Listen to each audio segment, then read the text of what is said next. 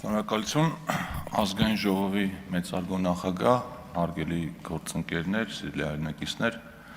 ես նախ շնորհակալություն եմ հայտնում քաղաքացիական պայմանագիր կուսակցության եւ խմբակցության գործընկերներիս ինձ այս պաշտոնում առաջադրելու համար եւ նաեւ Տիկին Մինասյանին եմ շնորհակալություն հայտնում ինձ ներկայացնելու համար։ Ես կփորձեմ շատ չարաշահել ձեր ժամանակը։ Եկեք սկզբից հնչած հարցերին անդրադառնամ, պարոն Ֆարմանյան, իմ կենսագրության մեջ ինչ գրած է, այդ կա։ Կարեն Կարապետյանի հետ, չգիտեմ, հարաբերությունների մակարդակը ոնց է գնահատել, ես հարգալից եմ վերաբերվել։ Ընդհանրապես բոլոր պետական պաշտոնյաներին, ում հետ աշխատել եմ, հարգալից եմ վերաբերվել ու նախկին պաշտոնյաներից շատերի հետ էլ մինչև հիմա լավ հարաբերություններ ունեմ։ Օրինակ Վաչե Գաբրելյանի հետ կարող է հանդիպենք, սուրճ խմենք, բաներ քննարկենք։ Իմ մոտ այդ բանը չկա, այդ կաշկանդվածությունը, այդ վախը, ու երևի պատճառն էլ այն է, որ պետական պաշտոնյաներին ու պետական ինստիտուտներին պիտի հարգանքով վերաբերվես ու այդ հարգանքը փոխադարձ լինի։ Ոչ թե ես երել եմ սրիկայի նման ինչ-որ մեկին սրիկա եմ հավանել, այլ երբ ես Կարեն Կարապետյանին հրավիրել եմ հարցազրույցի, փոխադարձ հարգանք այնքան մեծ եղել, որ ամբողջ կառավարության կազմով են եկել այդ հարցազրույցի մասնակցում։ Էս է եղել, այսինքն աշխատանքային գործունեություն, հա, մեկ էլ մի հանգամանք էլ կա, Տիկին Մինասյանը նշեց, որ ես ժամանակին հիմնադրել էի տեղեկատվական կայք, որը բացի տնտեսական լրատվությունից նաև տեղեկատվական բազաներ էր վաճառում ու հիմնականում ֆինանսական ոլորտի հետ էինք աշխատում եւ բավականին երկար ժամանակ կառավարությանն էլ այն ժամանակ ներկայացել, որպեսզի որոշումները ավելի արդյունավետ լինեն, այդ համակարգը անգամ կառավարությանը կարող է պետք գալ, բայց հեղափոխությունից հետո այդ գործընթացը դադարեց, որովհետեւ ես չէի ուզում, որ որևէ շահերի բախում նկատվի այդտեղ։ Սա է ամբողջը։ Ինչ վերաբերում է պարոն Մանուկյանի հարցին, պարոն Մանուկյան, իրոք լավ հարց է, թե ինչու է տեղափոխվել, բայց այդ հարցը մենք քննարկել ենք հանձնաժողովների ստեղծման ժամանակ, բայց ձեր հարցի ձևակերպումը, որ ասում եք, եթե պարոն Թունյանը արդյունավետ աշխատող հանձնաժողովի նախագահներից մեկն էր, ինչու է տեղափոխվել այդ ոլորտները այլ հանձնաժողով, դա նախագահի անձի աշխատավոճի ու մնացած բաների հետ կապ չունի, բայց ես էլ եմ կարծում, որ կան ոլորտներ, էներգետիկան, հարկերը եւ այլն, որոնք պետք է նաև տնտեսական հանձնաժողովի ուշադրության կենտրոնում լինեն։ Այդպիսի շատ ոլորտներ կան, որտեղ որ տիրույթները խաչվում են։ Այսինքն, օրինակ, առողջության ապահովագրությունը, ինչքան առողջապահությանն է վերաբերվում, այնքան էլ վերաբերվում է օրինակ ֆինանսական ոլորտին։ Ու սենց մենք այդ դեպքերում կանոնակարգով հնարավորություն ունենք ստեղծել կոնկրետ նախագծերի համար ժամանակավոր հանձնաժողովներ, ու եթե տենց կարիք կլինի, դրանով կզբաղվենք։ Հիմա բուն ասելիքիս անցնեմ, տնտեսական վիճակի, իմ տեսլականների, ասելիք, չգիտեմ, հեռանկարների վերաբերյալ չեմ կենտրոնանա, որովհետև մենք նախընտրական շրջանում բավականին մանրամասն մեր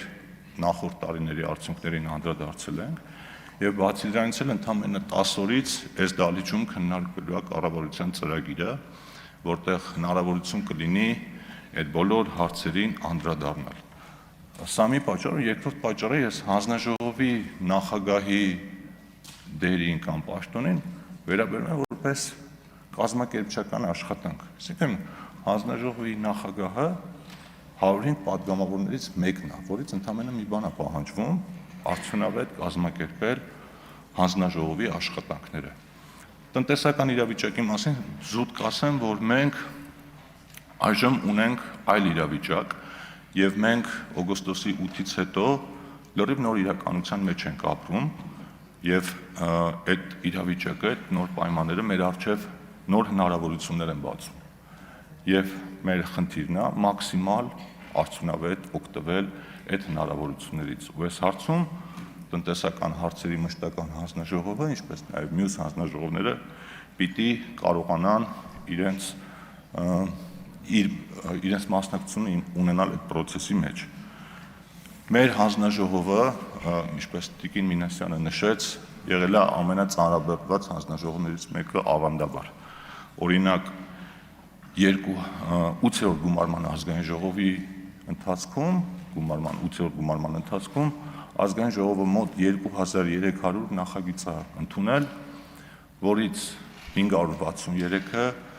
բաժին է ընկել տնտեսական հարցերի մշտական հանձնաժողովին։ Առաջին տեղում եղել է պետաիրավական հարցերի մշտական հանձնաժողովը ավելի քան 800 նախագծերով։ Նաև բացի դրանից մենք ունեցել ենք, ոչ թե բացի դրանից, այլ դրան զուգահեռ 130 հանձնաժողովի նիստ ենք անցկացրել, հերթական եւ արտահերթ, ունեցել ենք 254 աշխատանքային քննարկում, բաց եւ փակ, առանձին հանդիպումներ ենք ունեցել բազմաթիվ տնտեսվարողների, փորձագիտական շրջանակների հետ, լսումներ ենք կազմակերպել, չեպազրույցների, ասուլիսների միջոցով փորձել ենք հանրությանը տեղեկացնել այն փոփոխությունների մասին, որոնք կատարվում են, այսինքն ինտենսիվ աշխատել ենք։ Իհարկե այդ աշխատանքներին ցավոք սրտի մեր ընդդիմությունը լիարժեք չի մասնակցել, անգամ ունեցել ենք պատգամավորներ, որոնք ընդհանրապես տարիների ընթացքում ոչ մի անգամ չեն մասնակցել տնտեսական հարցերի մշտական հանձնաժողովի նիստերին, հույս ունեմ, որ հիմա մենք այդ սխալը կուղենք։ Ինչպես նշեցի, փաստացի արդեն 8-րդ տարին է, որ ես տնտեսական հարցերի մշտական հանձնաժողովի պատգամավոր եմ, մի մասը որպես նախագահ, մի մասը որպես տեղակալ, մի մասը որպես նախագահի պաշտոնակատար եւ կարծում եմ, որ հաջողվել է ինձ եւ իմ գործընկերներին մեր հանձնաժողովում ապահովել մաքսիմալ ներառական մասնակցային եւ արդյունավետ գործընթաց։ Ու կարծում եմ, որ մեզ այս անգամ էլ դա կհաջողվի ու ես կփորձեմ, եթե ընտրվեմ որպես հանձնաժողովի նախագահ, ավելի ակտիվացնել այդ գործընթացները, որտեղ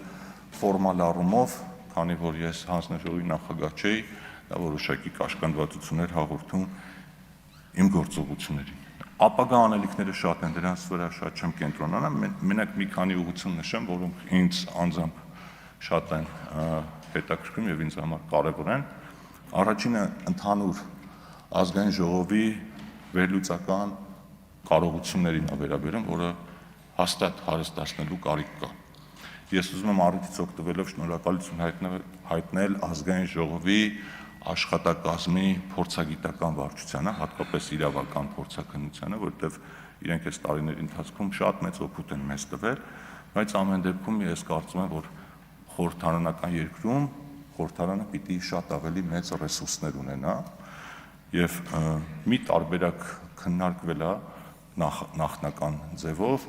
ասենք օրինակ ազգային ժողովը իր ամեն տարի հաստատած բյուջեից բացի ունենա որոշակի ֆոնդ, որը կարող է outsource-ով ուղղվել տնտեսական բնույթի հետազոտությունների անցկացմանը։ Այս գաղափարը շուտ բանից կա եւ եթե գործընկերները կողմ լինեն, կարող ենք իրար հետ աշխատել այս ուղղությամբ։ Երկրորդը, մենք ակտիվ աշխատել ենք տարբեր գործարար միությունների հետ, բիզնես ասոցիացիաների, գործարար միությունների, առևտրային պալատների, ունենք նաև աշխատանքային խումբ հատկապես ՓՄԶ հարցերով եւ կարծում եմ, որ այդ աշխատանքները պիտի ավելի ակտիվացնել։ Կներեք, բանի մասով էլ վերլուծական կարողությունների մասով էլ շատ կարևորում եմ տնտեսական հանձնաժողովի համագործակցությունը ոչ միայն փորձագիտական հանրության, այլ նաև ուսանողադասախոսական մեր հանրության հետ ու շատ օգտակար կլինի թե մեզ, թե մեր ուսանողներին, եթե իրենց վերլուծությունները, թեզերը համապատասխանեցնեն օրինակ տնտեսական օրակարգերին եւ իրենց չափով մասնակցություն ունենան այդ որոշումների կայացմանը։ Նաև մտածում եմ, որ պիտի ազգային ժողովում ստեղծենք բիզնեսի խնդիրներին արձագանքման խումբ, այդտեղ իհարկե էլի կարողությունների խնդիր կա, բայց կարծում եմ դա լուծելի հարց է եւ մարդու իրավունքների պաշտպանի հետ այս հարցը շատ են քննարկել ու այդտեղ շատ արդյունավետ կարող ենք իրար հետ համագործակցել։ Հաջորդը հետօրենսդրական մոնիտորինգն է։ Մենք ունենք բազմաթիվ օրենքներ, որոնք ընդունվել են 3 տարի առաջ, 4 տարի առաջ, այսինքն արդեն բավականին ժամանակ է անցել եւ պիտի դրանց արդյունավետությանը ավելի ինստիտուցիոնալ նայենք եւ այս աշխատանքը լինելու է մեր ուշադրության կենտրոնում եւ նաեւ ամենակարևոր բաներից մեկը դա ճիշտ կոմունիկացիան է մեր հանրության հետ։ Շատ են լինում դեպքերը, երբ մարդիկ տեղեկացված չեն լինում ազգային ժողովում ընդունված կարևոր փոփոխությունների մասին եւ այդ մասին իմանում են միայն այն ժամանակ, երբ արդեն դա մտնում է ուժի մեջ եւ կպտում է օրինակ իրենց գրպանին։ Իհարկե այդտեղ բոլորս մեր մեղքի բաժին ունենք, միգուցե մենք դրա մասին շատ չենք խոսում, միգուցե մեր լրատվական դաշտի գործընկերները բավարար ուշադրություն չեն դարձնում, որովհետև ազգային ժողովում կարող է ընդունվել շատ կարևոր փոփոխություն, այդ օրը միջանցքում մի հատ թեթև միջադեպ լինի ու ամբողջ լրահոսը ողողված լինի այդ միջադեպի մասին լուրերով, ու այդ մասին մարդիկ չիմանան։ Հետո արդեն գա, երբ փոփոխությունը արդեն կոնկրետ ազդի մարդկանց կյանքի վրա, զարմանան, թե ինչի այդ մասին չգիտեն։ Եվ վերջապես այլ հանձնաժողովների հետ, ինչպես նշեցի պարոն Մանուկյանի հարցին պատասխանելիս, պիտի ակտիվ աշխատենք։ Օրինակ երեք լսում էի ֆինանսա-բյուջետային հանձնաժողովի նախագահի թեկնածուի քննարկման ժամանակ շատ էին հարցերը գնումների ոլորտից, բայց գնումները տնտեսական հարցերի մշտական հանձնաժողովի տիրույթում են, եթե հարցեր լինեն, այդ առումով էլ կպատասխանեմ։ Եթե ամփոփեմ խոսքս, մենք հակված ենք գործընկերային, կառուցողական, ակտիվ աշխատանքի իշահ մեր երկրի եւ մեր ժողովրդի, եւ դա անելու ենք, եթե ընդդիմադիր գործընկերները այդ հարցում մասնակից կլինեն, շատ ավելի լավ, եթե չեն լինի, մենք անցած 5 տարիների փորձ ունենք ինքնուրույն այդ խնդիրները լուծելու։